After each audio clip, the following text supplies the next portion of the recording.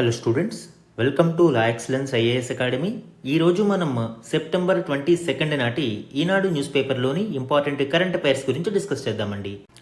అలానే September 21 Sunday నాటి Eenadu news పేపర్లోని ఇంపార్టెంట్ కరెంట్ అఫైర్స్ని కూడా మనం ఇందులో కవర్ చేద్దాం. బిఫోర్ దట్ మనము ప్రీవియస్ క్లాస్లోని క్వశ్చన్ ఆఫ్ ద డే గురించి చూద్దాము. ఏక్ పేడ్ మాకే నామ్ ప్రచారానికి సంబంధించి ఈ క్రింది ప్రకటనలను పరిగణించండి. ప్రీవియస్ క్లాస్లో మనము ఈ ఏక్ పేడ్ మాకే నామ్ క్యాంపెయిన్కి సంబంధించిన ఇంపార్టెంట్ డీటెయిల్స్ డిస్కస్ చేయడం జరిగింది. ఆ కంటెక్స్ట్లో 2 స్టేట్మెంట్స్ని ఇచ్చాను అండి. స్టేట్మెంట్ 1 చూడండి.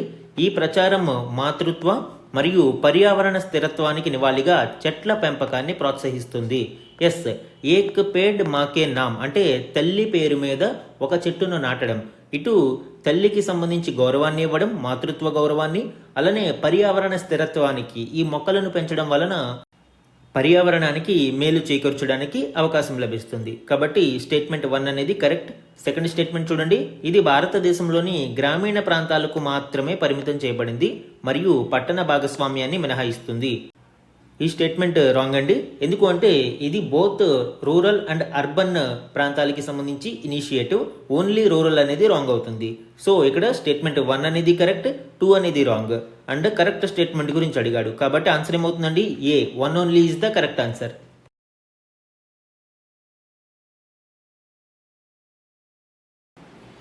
ఈరోజు మన ఫస్ట్ ఆర్టికల్ చూడండి. ప్రతి ఇంటా పండుగ జీఎస్టీ ఐటీ తగ్గింపులతో 2.50 లక్షల కోట్ల ఆదా. ఆ డబ్బుతో కలల్ని నెరవేర్చుకోవడం సులభం. స్వదేశీకి పూర్వ వైభవం తీసుకురావాలి. తయారీ రంగాన్ని రాష్ట్రాలు ప్రోత్సహించాలి. జాతిని ఉద్దేశించి ప్రసంగించిన ప్రధాని మోదీ. ఈ ఆర్టికల్ మనకి ఇటీవల జీఎస్టీ 2.0 రిఫార్మ్స్ని తీసుకురావడం జరిగింది. ఇవి సెప్టెంబర్ 22 నుంచి అమలు కానున్నాయండి. సో ఈ నేపథ్యంలో సెప్టెంబర్ 21 ఆదివారం నాడు ప్రధాని నరేంద్ర మోదీ గారు జాతిని ఉద్దేశించి ప్రసంగించడం జరిగింది.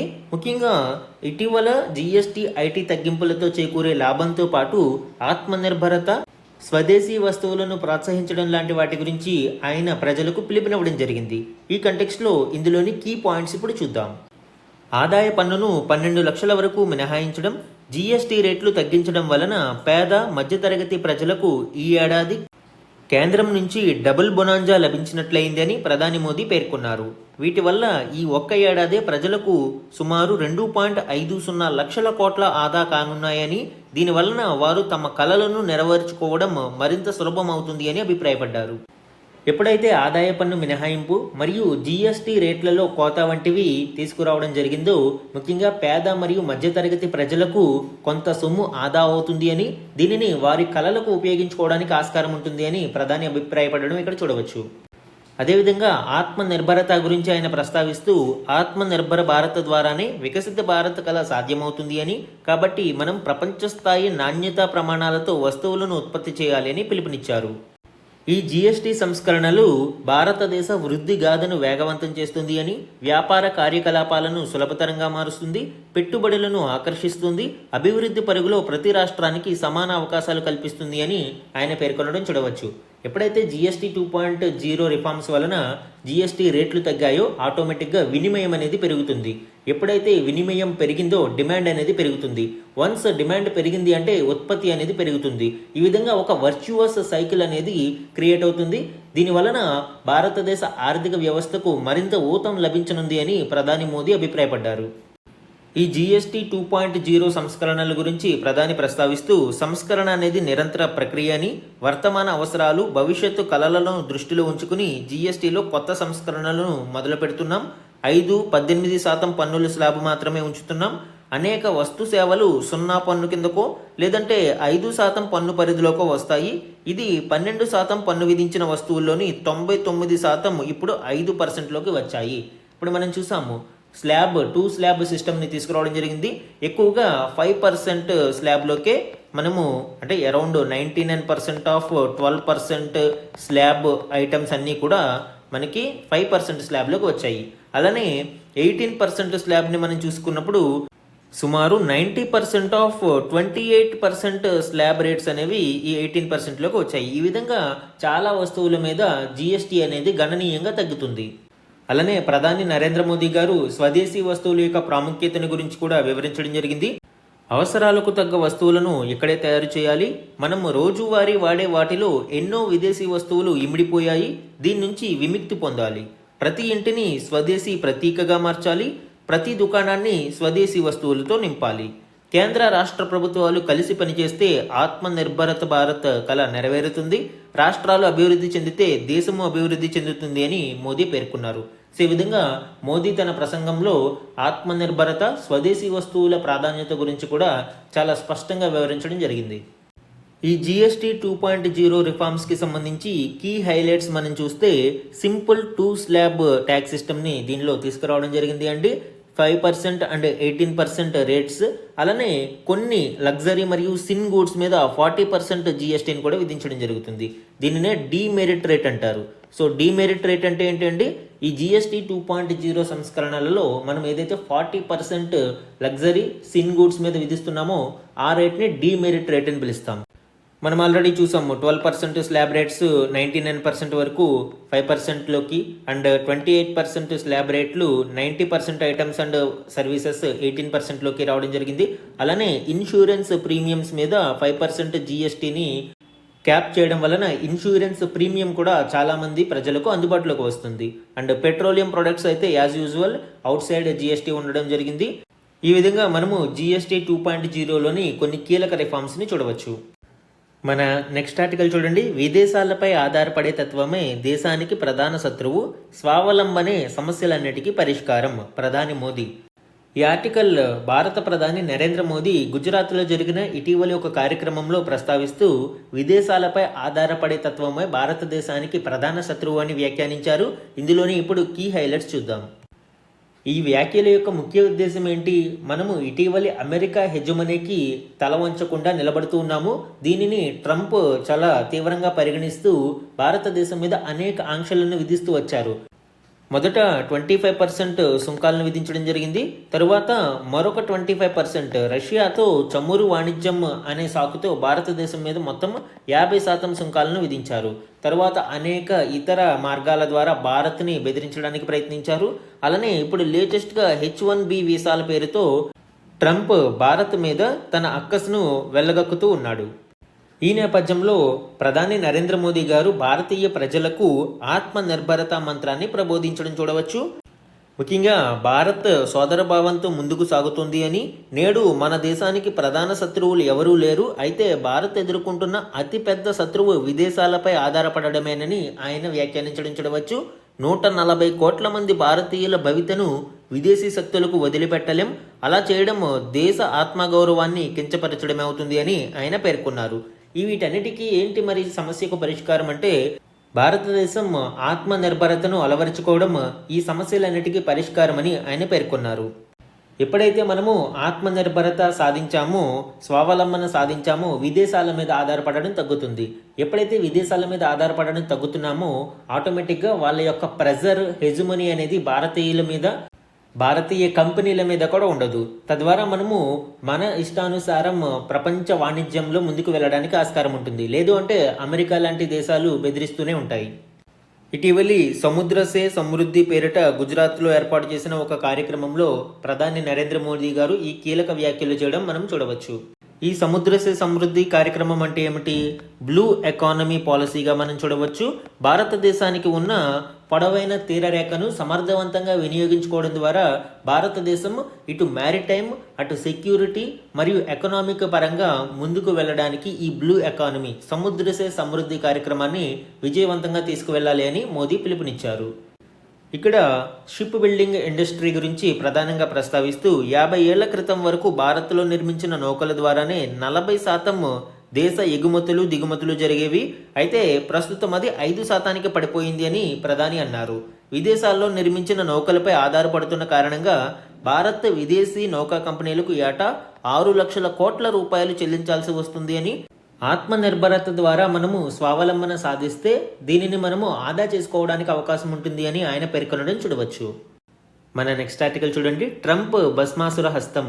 ఈ ఆర్టికల్ రెండవసారి డొనాల్డ్ ట్రంప్ అమెరికా అధ్యక్షుడైన తర్వాత తీసుకుంటున్న అనేక అనాలోచిత నిర్ణయాల గురించి, ముఖ్యంగా భారతదేశం మీద ఆయన వైఖరి గురించి, అలానే ఇటీవలి H1B వీసా రుసుముని పెంచడం గురించి ఈ ఆర్టికల్లో వివరించడం జరిగింది. దీనివల్ల జరిగే రిపర్కషన్స్ ఏ విధంగా ఉంటాయి, అమెరికా వైపు ఉండే డిసడ్వాంటేజెస్ ఏంటి, అండ్ భారత్ తీసుకోవాల్సిన ముందస్తు చర్యల గురించి వివరించడం జరిగింది. ఇందులోని కీ హైలైట్స్ ఇప్పుడు చూద్దాం. అమెరికాలోకి వెళ్ళడానికి వివిధ రకాల వీసా టైప్స్ ఉంటాయండి. ముఖ్యంగా ఇమ్మిగ్రెంట్ వీసాస్ అంటే ఫ్యామిలీ బేస్డ్ అవ్వచ్చు, ఎంప్లాయ్మెంట్ బేస్డ్ అవ్వచ్చు. ఈ విధంగా ఇమ్మిగ్రెంట్ వీసాస్ ఉంటాయి. నాన్ ఇమ్మిగ్రెంట్ అంటే ఇవి టెంపరరీగా టూరిజం ఆర్ బిజినెస్ పర్పస్ కావచ్చు, స్టూడెంట్ వీసాస్ కావచ్చు, వర్క్ వీసాస్ కావచ్చు. ఇవి temporary based non immigrant visas. And professional work visas గురించి మనం చూసినప్పుడు స్పెషలైజ్డ్ వర్క్కి సంబంధించి speciality occupations H1B visas, intra company transfers L1, seasonal or temporary workers H2B, ఇలాగా వివిధ రకాల వీసాస్ ఉంటాయి. ఇప్పుడు డొనాల్డ్ ట్రంప్ ఈ H1B వీసా మీదనే రుసుమును అధికం చేయడం జరిగింది. సుమారు $1,00,000 ఇక్కడ ఈ H1B వీసా కోసం కంపెనీలు చెల్లించాల్సి ఉంటుంది. అలానే ఎక్స్చేంజ్ విజిటర్ వీసాస్ కూడా మనం చూడవచ్చు అండి. Exchange visitor dependents of J1, J2. So ఈ విధంగా వివిధ రకాల వీసాస్ను మనం ఇక్కడ చూడవచ్చు. ఈ H1B వీసా యొక్క ప్రాముఖ్యత ఏంటి?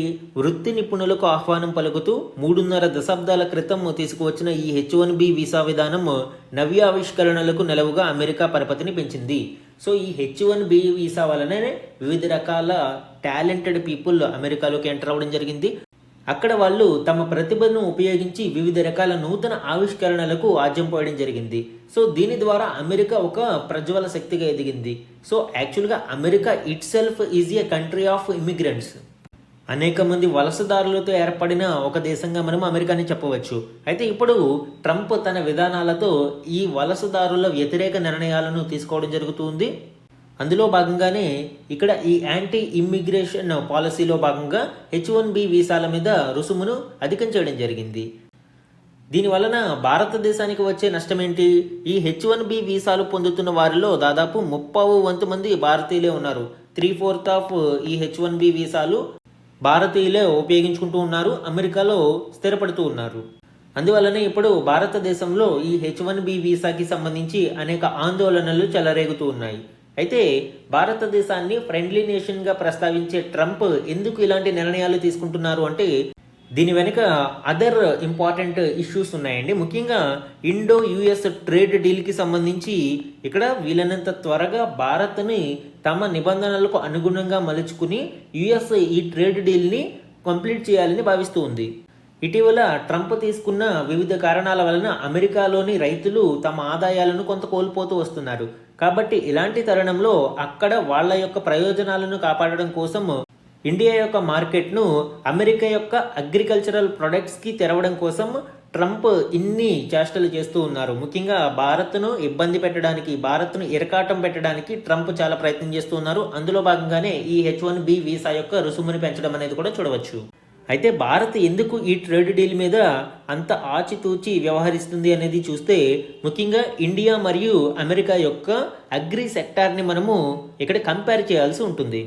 ఫస్ట్ ఇరు దేశాలలోని రైతులకు ఆ ప్రభుత్వాల నుంచి అందే సబ్సిడీలను పరిశీలిస్తే యుఎస్ రైతులకు సుమారు $60,000 పైగా ఇక్కడ సబ్సిడీ అనేది లభిస్తూ ఉంటుంది. కానీ ఇండియన్ ఫార్మర్స్కి కేవలం $282 మాత్రమే ఇక్కడ గవర్నమెంట్ నుంచి సబ్సిడీ అనేది అందుతుంది. ఎంత వేరియేషన్ అనేది డిఫరెన్స్ అనేది మనం చూడవచ్చు. అలానే ప్రొడక్టివిటీ విషయంలో కూడా మనం చూసినప్పుడు ఇండియన్ ప్రొడక్టివిటీ మరియు అమెరికన్ ప్రొడక్టివిటీలో చాలా వేరియేషన్ అనేది ఉంది. ఇన్ని వేరియేషన్స్ని పెట్టుకుని మనము మన మార్కెట్లను అమెరికా ప్రొడక్ట్స్కి ఓపెన్ చేస్తే ఆటోమేటిక్గా భారతీయ రైతాంగం తీవ్రంగా నష్టపోయే ప్రమాదం ఉంది. కాబట్టి ఈ విషయంలో భారతదేశం అమెరికా ఒత్తిళ్లకు తలగొడం లేదు. అందుకే డొనాల్డ్ ట్రంప్ భారతదేశాన్ని తన దారిలోకి తెచ్చుకుని ఇక్కడ ఈ అగ్రికల్చరల్ ప్రొడక్ట్స్ని కూడా భారత మార్కెట్లోకి డంప్ చేసే విధంగా ఒక ట్రేడ్ డీల్ని కుదుర్చుకోవడానికి అనేక ప్రెజర్స్ని పెట్టడం జరుగుతుంది. సుంకాల పెంపు కావచ్చు, H1B వీసా కావచ్చు, అండ్ భవిష్యత్తులో మరిన్ని ప్రెజర్స్ని పెట్టే అవకాశం ఉంది.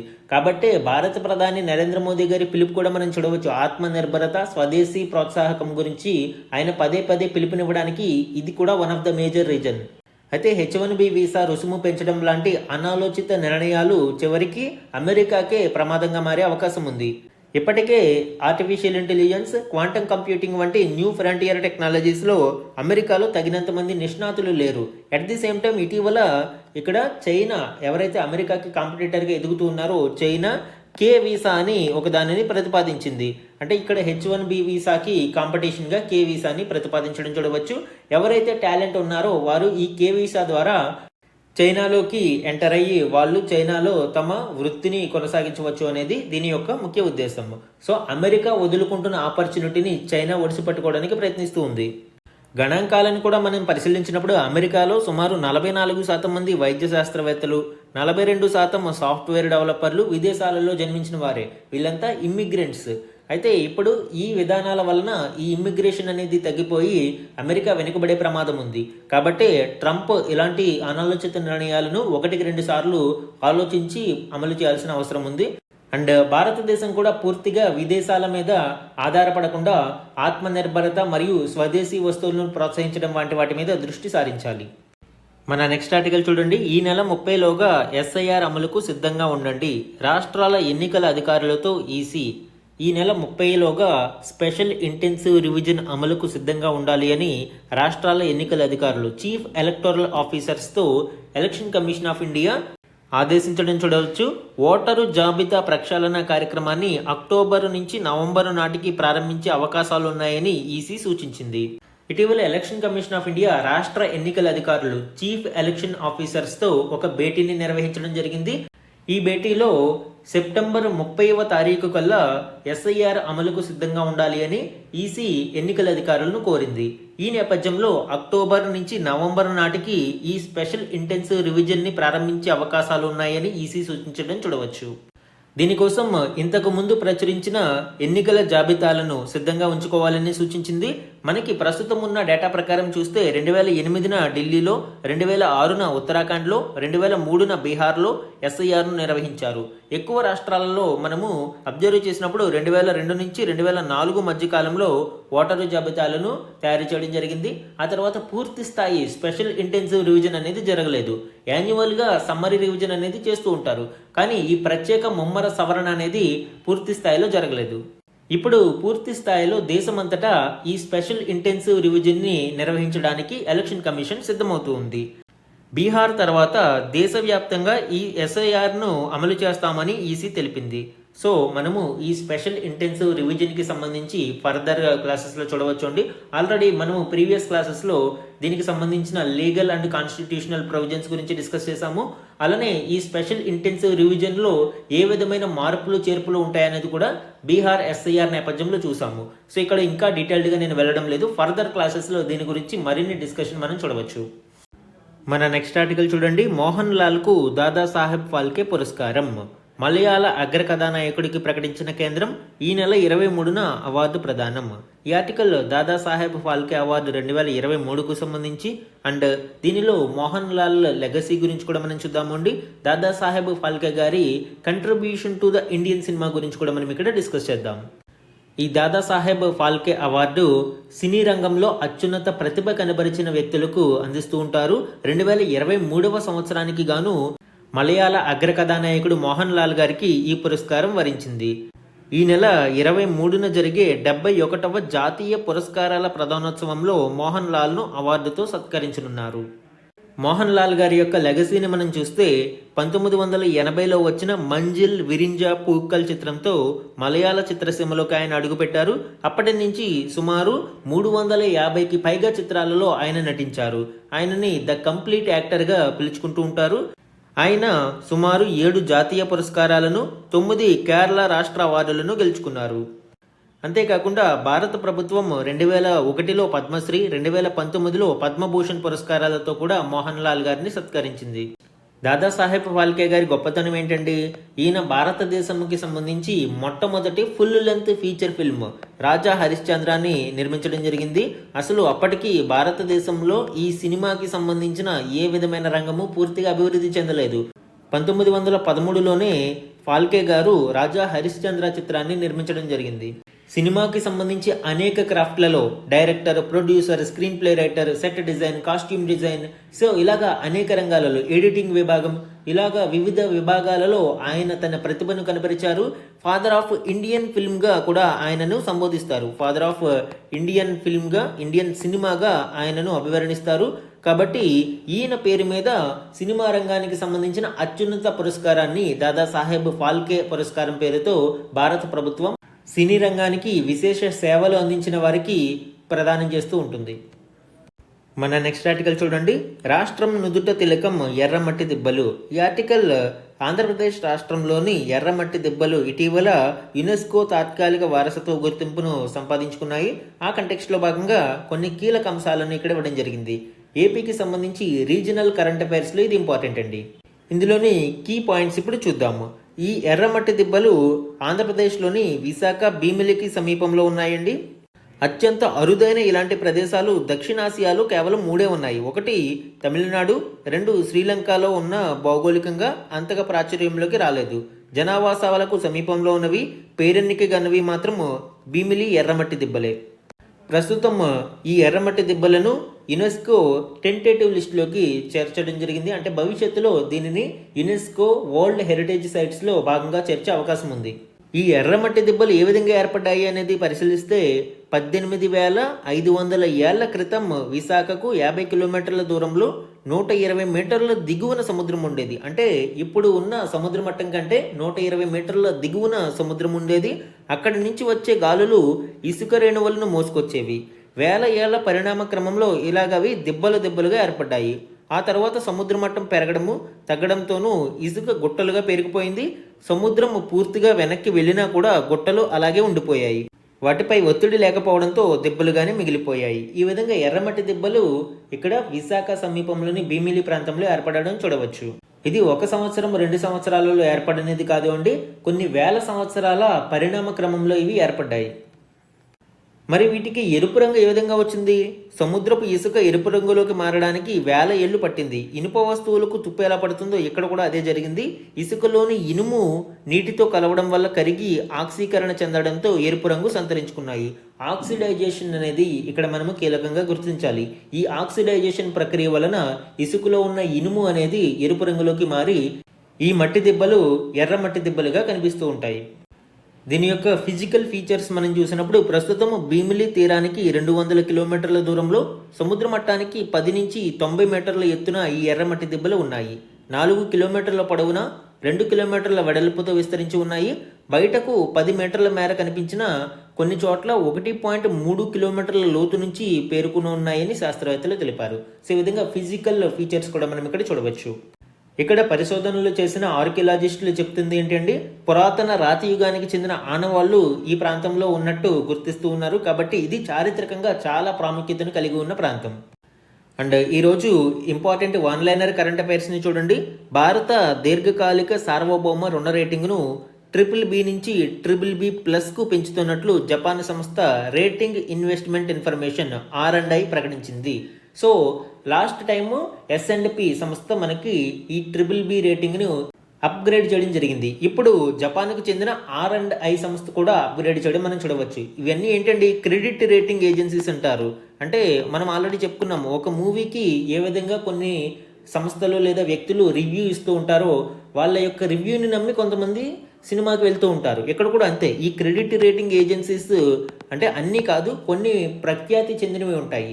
వాటి యొక్క రేటింగ్ని నమ్మి విదేశీ సంస్థలు లేదా విదేశీ వ్యక్తులు దేశాలలో పెట్టుబడులు పెడుతూ ఉంటారు.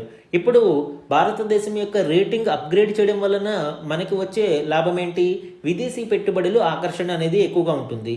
సో ఇప్పుడు R&I కూడా తన యొక్క రేటింగ్ను BBB+కు అప్గ్రేడ్ చేయడం మనం చూడవచ్చు. నెక్స్ట్ ఇంపార్టెంట్ అని చూడండి. ఎన్నికల సంఘం వద్ద పేరు నమోదు చేసుకుని గుర్తింపు పొందని 474 పార్టీలపై వేటు పడింది. వీటిలో ఆంధ్రప్రదేశ్ నుంచి 17, తెలంగాణ నుంచి 8 పార్టీలు ఉన్నాయి. 6 ఏళ్లలో ఒక్క ఎన్నికలోనూ పోటీ చేయకపోవడం వలన ఈ పార్టీలను ఈసీ తన జాబితాలోంచి తొలగించింది. ఆగస్టులో ఇలాంటి 334 పార్టీలను రద్దు చేసింది. ఈ విధంగా 2 నెలలలో సుమారు 808 పార్టీలను రద్దు చేసింది. కొంతమంది పార్టీ పెట్టేస్తూ ఉంటారు, కానీ ఏ విధమైన ఎలక్షన్స్లోనూ పాల్గొనరు. అండ్ ఈ పార్టీ పేరుతో కొంత ఫండ్ని కలెక్ట్ చేయడం కావచ్చు, లేదా కొన్ని ఇతర కార్యక్రమాలను నిర్వహించుకుంటూ ఉంటారు. అసలు విషయమైన ఎలక్షన్స్లో కంటెస్ట్ చేయడం అనేది మర్చిపోతూ ఉంటారు. కాబట్టి వీళ్ళ యొక్క పార్టీల వలన ప్రజాస్వామ్యానికి అంతగా ఉపయోగం ఉండదు అనే నేపథ్యంలో ఎలక్షన్ కమిషన్ ఈ పార్టీలను జాబితా నుంచి తొలగించింది. ఇవి రికగ్నైజ్డ్ పొలిటికల్ పార్టీలు కాదు అండి. రికగ్నైజ్డ్ పొలిటికల్ పార్టీలు అంటే కొంత క్రైటీరియా ఉంది, అది దాని గురించి మనము అనేక క్లాసెస్లో డిస్కస్ చేసాము. ఇవి అన్రికగ్నైజ్డ్ పొలిటికల్ పార్టీస్, కానీ ఏ ఎలక్షన్స్లోనూ ఇవి కంటెస్ట్ చేయకపోవడం వలన వీటిని జాబితా నుంచి తొలగించడం జరిగింది. అండ్ నెక్స్ట్ వన్ చూడండి, పాలసీదారులు బీమా పాలసీలను సులభంగా కొనుగోలు చేసేందుకు వీలుగా బీమా సుగమ్ అధికారిక వెబ్సైట్ అందుబాటులోకి వచ్చింది. IRDAI చైర్మన్ అజయ్ సేత్ దీనిని ప్రారంభించారు. భారతీయ బీమా నియంత్రణ అభివృద్ధి ప్రాధికార సంస్థ IRDAI నేతృత్వంలో బీమా సుగమ్ ఇండియా ఫెడరేషన్ దీనిని ఆవిష్కరించింది. లాస్ట్ క్లాస్లో బీమా ట్రినిటీ గురించి చెప్పుకున్నప్పుడు ఈ బీమా సుగమ్ గురించి కూడా డిస్కస్ చేయడం జరిగింది. Exam point of view important అండి. నెక్స్ట్ వన్, మేనేజ్మెంట్కు సంబంధించి ప్రపంచంలో అత్యుత్తమ 100 బీ స్కూళ్లలో బెంగళూరు, అహ్మదాబాద్, కోల్కతా IIMలు చోటు సంపాదించాయి. లండన్కు చెందిన QS global MBA, online MBA and business masters ranking 2026 పేరుతో ఈ ర్యాంకింగ్స్ విడుదల చేసింది. సో ఇక్కడ మనము ఇండియన్ IIMస్ని కూడా ఈ లిస్ట్లో చూడవచ్చు. ఈరోజు మన క్వశ్చన్ ఆఫ్ ద డే గురించి చూడండి. GST 2.0 ప్రవేశపెట్టిన డీమెరిట్ రేటు అంటే ఏమిటి? ఈరోజు క్లాస్లో GST 2.0 రిఫార్మ్స్ గురించి అండ్ ఈ డీమెరిట్ రేట్ గురించి కూడా డిస్కస్ చేసాము. ఆ కంటెక్స్లో 4 ఆప్షన్స్ ఇవ్వడం జరిగిందండి. కరెక్ట్ ఆప్షన్ ఐడెంటిఫై చేసి ఆన్సర్ని కామెంట్ సెక్షన్లో కామెంట్ చేయండి. ఇది ఈరోజు ఈనాడు న్యూస్ పేపర్లోని ఇంపార్టెంట్ కరెంట్ అఫైర్స్ మీద daily analysis. Thank you for watching.